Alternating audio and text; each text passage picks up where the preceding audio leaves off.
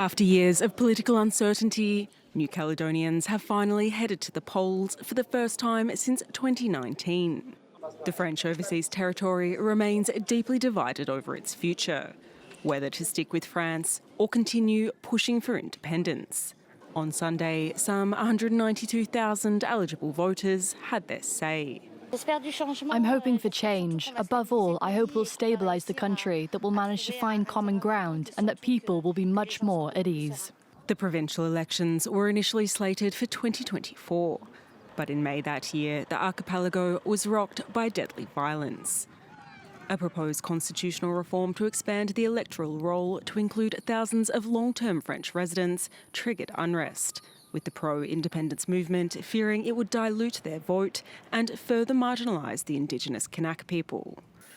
The fallout cost an estimated €2 billion and devastated the economy.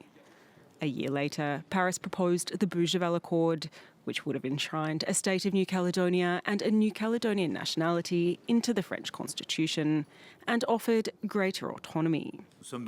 This is the culmination of a process that began almost 40 years ago with the Matignon and Nouméa agreements.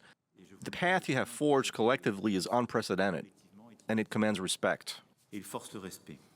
However, its absence of a new independence referendum proved a deal-breaker, and the powerful Kanak Socialist National Liberation Front rejected the agreement.